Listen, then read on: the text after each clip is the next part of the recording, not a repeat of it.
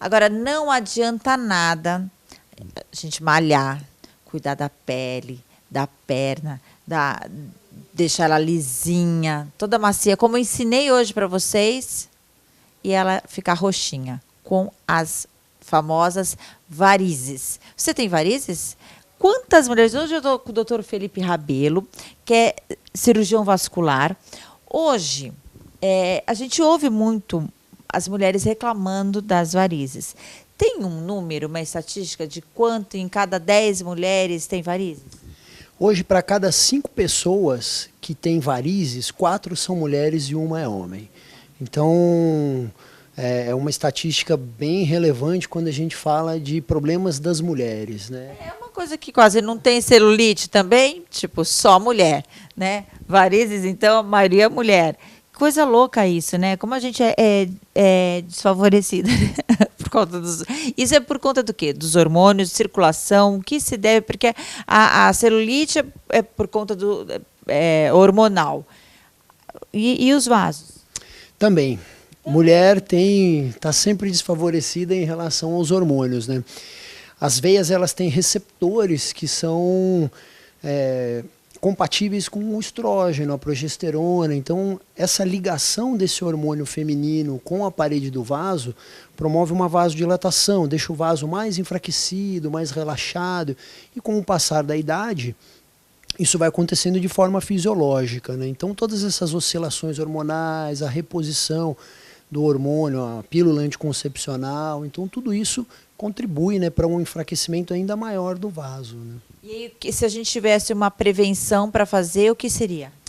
A prevenção está em combater os fatores de risco, né, como o uso do hormônio, pessoas que têm já uma predisposição que são mais suscetíveis. Então, ao invés de usar um hormônio anticoncepcional, usar o dispositivo intrauterino, fazer atividade física para fortalecimento principalmente da panturrilha, que é considerado o coração periférico, responsável pelo bombeamento do sangue das pernas. Existem medicações que estão mais indicadas no combate à dor, ao desconforto. A meia elástica, que não se adapta muito ao nosso ambiente, né, ao nosso clima. E a genética, principalmente, né, uma coisa que a gente não tem como mudar. Se a sua mãe tem, então provavelmente você terá, né? A probabilidade aumenta demais, né? Então, quanto mais pessoas tiverem, quanto mais o grau... Quando a pessoa aumenta muito de peso, mulheres na gravidez. O peso, tanto o peso corporal, como aquele peso que a pessoa carrega ao praticar um exercício de agachamento, por exemplo, que você está contraindo o abdômen ao mesmo tempo que você está forçando a perna, um exercício de leg press, onde você força a perna ao mesmo tempo que você contrai o abdômen. Então você inverte o fluxo pela circulação venosa das pernas. E hoje a gente tem alguns dispositivos mais amigáveis, como meias para prática de exercício, polainas, que têm compressão elástica, favorecem muito nessa questão de você poder abusar um pouquinho mais. Agora, como é difícil, né? Porque eu falei hoje no programa dos exercícios, para a gente pegar lá, aí pronto, se pega pesado também tem que tomar cuidado que pode dar varizes. Né? Mas tem solução para tudo isso. Hoje a tecnologia está aí avançada, os lasers que são aí a estrela, a vedete da medicina, principalmente quando a gente fala em estética, está aí para auxiliar, né, doutor? Com certeza. Hoje, basicamente, nós temos 2 tipos de laser para tratamento de doença venosa das pernas. O primeiro deles é para tratamento cirúrgico, o endolaser, que a gente trata varizes de grosso calibre em ambiente cirúrgico, na maioria das vezes, que vem avançando muito também em ambientes de consultório. E o laser transdérmico para tratamento daqueles vasos intermediários, aqueles vasos que antes tinham um resultado um pouco insatisfatório com as injeções tradicionais e mais insatisfatório ainda com a cirurgia. Porque a cirurgia, sem essas técnicas menos invasivas, ela agride muito a pele fica muito marcada depois com cicatrizes, incisões. Então, quando você identifica um vaso que ainda não está muito dilatado, um vaso mais delicado, ao invés de você partir para um procedimento mais agressivo, mais invasivo, você ser mais conservador. E o laser promoveu esse acesso, né? Então, não se descartou totalmente o método invasivo, a cirurgia. Em alguns casos é necessário. Com certeza. Hoje em dia, praticamente 90% dos casos a gente resolve em ambiente de consultório. Você identificar esse caso com mais antecedência, com mais precocidade, você tratar qualquer sinal.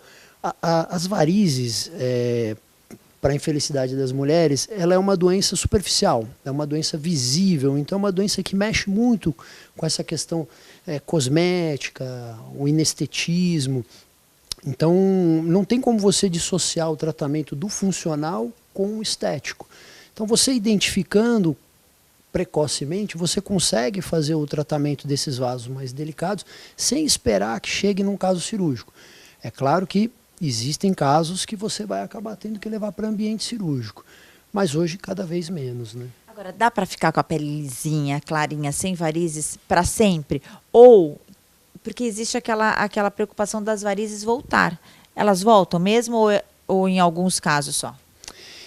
É muito comum a gente falar que elas voltam. Na verdade, o quadro varicoso volta, porque a pessoa continua tendo a doença varicosa, é uma patologia que afeta a circulação de quem já tem uma predisposição genética, já tem um histórico familiar. Então, você consegue controlar as varizes, você consegue controlar a doença varicosa, você diminui demais o problema. Quando você pega em casos mais iniciais, você realmente elimina 100% das varizes, mas é uma questão de tempo. Quanto mais adesão ao tratamento clínico, evitar os fatores de risco, evitar utilizar uma meia elástica, esses acessórios de proteção, menos varizes a pessoa vai ter. Mas é uma questão de tempo. Depois de um determinado tempo, realmente, novos vasos surgem. A doença varicosa ela continua afetando a circulação e ela se manifesta novamente através da presença dos vasos, de varizes, né? Então, isso é muito bom, né? A medicina a nosso favor, independente se você veio procurar um cirurgião vascular pela estética ou não, já está valendo aí a sua preocupação e o cuidado com o seu corpo, com a sua saúde. Hoje, nós demos aí dicas para você deixar sua perna em dia e saudável, né? Porque não adianta ela estar toda bonitona e carregada, pesada, com as veias inchadas, né, doutor? Muito obrigada por nos atender aqui no seu consultório.